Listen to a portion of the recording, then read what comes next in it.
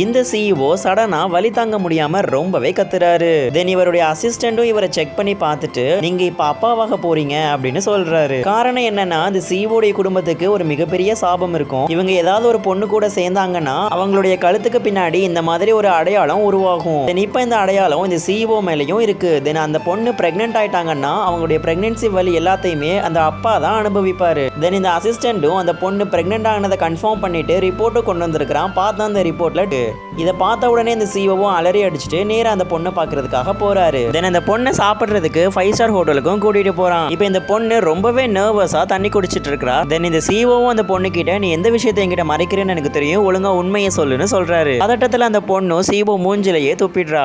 அதுக்கப்புறமா சிஓ கிட்ட போய் சாரி கேட்டுட்டு நிக்கிறா. இதுக்கப்புறம் என்னாச்சுன்னு பாக்குறதுக்கு முன்னாடி நீங்க இப்பதான் ஃபர்ஸ்ட் டைம் இந்த வீடியோ பாக்குறீங்கன்னா மறக்காம வீடியோக்கு லைக் கொடுத்துட்டு எங்க சேனலையும் சப்ஸ்கிரைப் பண்ணிக்கோங்க. தென் இந்த பொண்ணு அந்த சிஓ கிட்ட ஆமா நான் பிரெக்னெண்டா தான் இருக்கேன், பட் நான் உங்களை டிஸ்டர்ப் பண்ண மாட்டேன், என்னையும் என் குழந்தைய நீங்க தனியா விட்டுருங்க, என்னுடைய குழந்தைய நான் தனியாவே பார்த்துப்பேன்னு சொல்லிடுறாங்க. இதை கேட்டு சிஇஓ ரொம்பவே மனசுடைஞ்சு போயிடுறாரு. நீ என்னைய பத்தி புரிஞ்சுக்கிட்டது அவ்வளவுதானா, நான் உன்னை கல்யாணம் பண்ணிக்கலாம்னு முடிவு பண்ணிருக்கிறேன்னு சொல்றாரு. பட் அந்த பொண்ணு கல்யாணம் பண்ணிக்கிறதுக்கு முடியாதுன்னு சொல்லிடுறா. தென் அதனால இந்த சிஇஓ ஒரு அக்ரிமெண்ட்டும் போடுறாரு. குழந்தை பிறக்கிற வரைக்கும் நீ என் கூட தான் இருக்கணும், குழந்தை பிறந்து முடிச்சதுக்கு அப்புறமா நான் உனக்கு $100 மில்லியன் கொடுப்பேன், அதை வாங்கிக்கிட்டு குழந்தையையும் கூட்டிக்கிட்டு நீ போயிடணும்னு சொல்லிடுறாரு. தென் இந்த பொண்ணு எல்லாத்துக்கும் ஓகே பண்ணிட்டு அக்ரிமெண்ட்லயும் சைன் பண்ணிடுறாங்க. தென் இந்த சிஇஓ இந்த பொண்ணையுமே அவங்களுடைய வீட்டுக்கும் கூட்டிட்டு போறாரு. தென் இந்த பொண்ணு கிட்ட ரொம்பவே பாசமா நடந்துக்கிறாரு. அவங்க வீட்டுல வேலை பார்க்குற எல்லாருமே இந்த பொண்ணை ரொம்பவே கண்ணியமா நடத்துறாங்க. இந்த பொண்ணுக்கு நிறையவே மரியாதையும் கொடுக்குறாங்க. இது எல்லாத்தையும் பார்த்ததுக்கு அப்புறமா அந்த பொண்ணு ரொம்பவே சந்தோஷப்படுறா. தென் மறுநாள் அவங்க ஆஃபீஸ் போகும்போது இந்த பொண்ணு 1 மினிட் லேட்டாகவும் வந்துடுறா. இதை பார்த்த சூப்பர்வைசரும் அந்த பொண்ணு கிட்ட ஒரு துணியை கையில கொடுத்துட்டு நீ எப்பவுமே லேட்டா தான் வர, சோ இன்னைக்கு நீ தான் தரைய ஃபுல்லா துடைக்கணும். தென் இதை கேட்டு அந்த சிஇஓ